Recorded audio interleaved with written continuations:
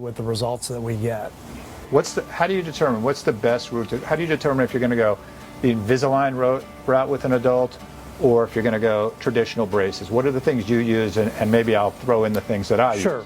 So when I'm trying to choose or help the patient choose between Invisalign and braces, a couple things come to mind.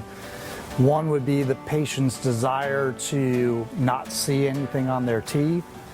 The Invisalign is a great product. It is virtually unseeable. Invisible. So, the patients that want to have that really enjoy that. Patients that don't want to have to worry about taking something in and out of their mouth daily, sometimes braces are a better option. As far as what I look for when I'm trying to help the patient decide is the complexity of the case. There's some patients that are definitely more suited toward braces than Invisalign, and there's some patients that are very suited for Invisalign. So I'm looking at the complexity and looking at what is most beneficial for the patient for the quickest treatment time. That's great. No, I think we're on the same page with that. I think today Invisalign can do most things that orthodontics can do, but certainly not everything traditional braces can do, I would say. But also it's a compliance thing. Sometimes I have patients come downstairs in our practice for an Invisalign consult, and they'll look me right in the eye and say, I know me, I'm not going to wear it.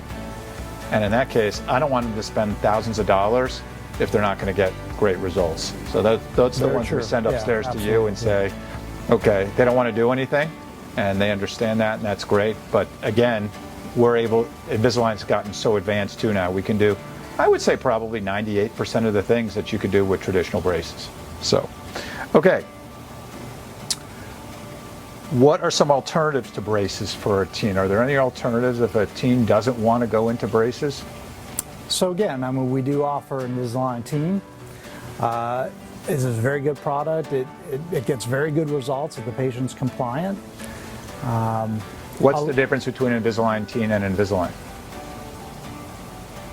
So Invisalign Teen is geared more toward teenagers as far as they have compliance indicators. And some of the case setups a little bit different. They have certain mechanisms in there, so if primary teeth are still present, we're able to work around those like we would do with traditional orthodontic treatment. Got it. So would you say, I remember when I was a kid and I wore braces, do we consider braces still to be painful or uncomfortable when wires are tight like they were 30 years ago? Nowadays we use a lot of light wires when we're first straightening out the teeth, so braces are definitely more comfortable than they were a long time ago. But anytime we move teeth, whether it be with Invisalign or orthodontic treatment, we are going to have some sensitivity. Once the teeth start to move, there can be a little bit of soreness as the teeth straighten out. Got it.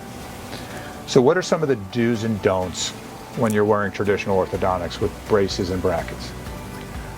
So definitely the do's are you have to brush your teeth, you have to floss regularly, you have to really maintain that hygiene.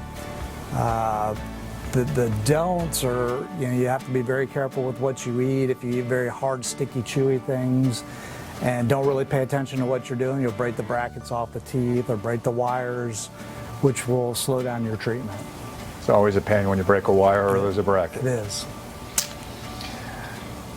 What's the average treatment time for a teenager wearing braces? Is there something you could say, what's a typical case? I would say the average treatment time is between 12 and 30 months, and that really depends on the complexity of the case and what's going on. So there's some patients that'll come in that just need some minor movements, they just want their teeth a little straighter, and that may be more like a 12-month type of a treatment, and then you have patients that require more extensive treatment and they can take a little bit longer. And how about people who don't wear the retainers? Because we know that happened a lot in certainly my generation, your generation, Sure. And today's generation too. So what happens if you have to go back and wear braces a second time? Is that something that's, can you do that? Yeah, so I mean, it's very common actually. And in fact, we had a lot of parents that come in when we're treating their kids and they're starting to look at their teeth again. And they said, well, I've had braces once before, and my teeth aren't as straight as they used to. And it's very common that they go back into orthodontic treatment, whether, I would say more often probably Invisalign route because they don't have a lot of problems going on. And we're very happy about that, by the way. And those patients they do very well. I mean, and certainly you have to have an exam and make sure your teeth are healthy, your roots are healthy. But if everything is healthy, then there's no reason why braces can't be done a second time. Yeah, all kidding aside, I would say probably 3/4 of my Invisalign patients wore braces when they were kids. So you got to wear your retainers, wear your retainers, wear your retainers. So we talked a lot about Invisalign, which is great. You know I can talk about that all day long. So let's talk about metal brackets versus clear brackets.